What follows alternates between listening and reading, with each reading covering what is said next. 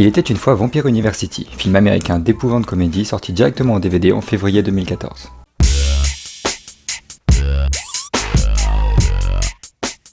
On a Wayne, le plus grand professeur d'histoire de tous les temps car étant un vampire il a vécu tout ce qu'il enseigne, Chris qui débarque à l'université où Wayne enseigne, la mère de Chris, c'est vrai qu'il y a un petit air de ressemblance, Fred, l'ami d'enfance de Chris, et Tom, un pote de Fred. Oui!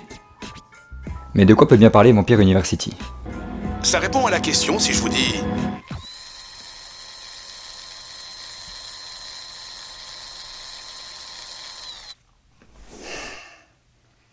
Vampire. Le vampire en question c'est Wayne, mais remontons dans son passé. 300 ans plus tôt, il tombe amoureux d'une jeune humaine, Marie. Ok, c'est quoi là? Qu'est-ce qui se passe? Je veux bien que Julie Gonzalo soit jolie, mais de la lui filer tous les rôles du film. C'est chouette. Malheureusement, pendant leur nuit de noces, il la mordit et la tua sans le faire exprès. Ce qui le condamna au malheur éternel et à l'impuissance dentaire, ses canines refusant maintenant de se montrer. Retour à nos jours, Chris croise le fameux professeur sur le campus et c'est le coup de foudre. Surtout pour Wayne qui a l'impression de revoir Marie, seulement ça réveille en lui ses instincts de vampire et ça ne s'arrange pas quand Chris rejoint son cours. Il va se calmer dans les toilettes puis teste ses pouvoirs retrouvés. Université oblige, Chris rejoint une fraternité de pétasses et utilise le placement de produits pour se faire accepter. Y'a du monster, les pétasses.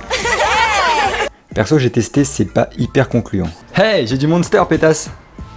Sérieux? T'inquiète, tu fais dans le... Waouh.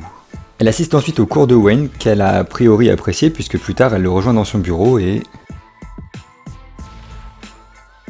Tu me conseilles quoi, Fred? Fred, qui en a toujours pincé pour Chris, ne vit pas très bien la situation. Avec Tom, il commence à avoir des soupçons sur Wayne quand il remarque qu'il n'apparaît pas sur les photos. Après une énième copulation avec Chris dans son bureau, Wayne apprend que sa mère s'appelle Marie. Non, ça veut dire que elle là, qui a l'air d'avoir le même âge que sa fille, qui sort pas la journée et qui boit non-stop des Bloody Mary, pourrait être un vampire. En tout cas, ce twist à 2 balles a un drôle d'effet sur Wayne qui retombe dans ses vieux travers et mord Chris. Heureusement, ça ne la tue pas, ça la transforme juste en vampire et le moins que l'on puisse dire, c'est qu'elle en profite. Combien de personnes as-tu tué? Oh, ça fait 29 avec lui. Wayne retrouve donc Marie, mais ça se passe moyen quand il lui explique qu'il s'est tapé sa fille et qu'il en a fait un vampire. Un vampire qui semble bien avoir compris le système puisqu'elle a décidé de transformer en vampire toute sa fraternité. On retrouve Fred et Tom qui passent à l'action contre Wayne.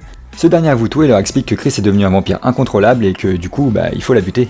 D'ailleurs, elle continue son recrutement puis décide de plus se faire chier de carrément organiser une collecte de sang sur le campus.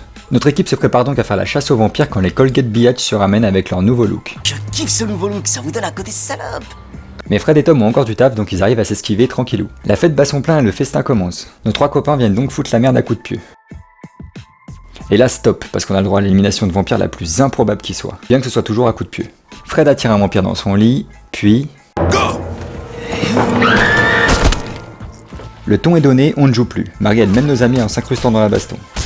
Envoyez-moi un vieux, vite. Mais une fois le ménage fait, Devinez qui a tué l'infirmière et s'est enfui avec les réserves de sang? c'est bien Chris, de toute façon tous les autres sont morts.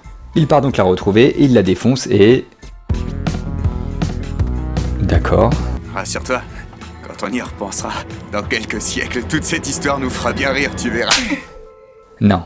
Pour un film de comédie épouvante, Vampire University est ni drôle ni flippant. Il se passe pas grand chose et putain c'est quoi cette fin qui t'arrive comme un poing dans la tronche? Mention spéciale à la VF, la doubleuse du personnage de Chris est Virginie Ledieu qui double également Alison Hannigan, découverte dans la série Buffy contre les vampires.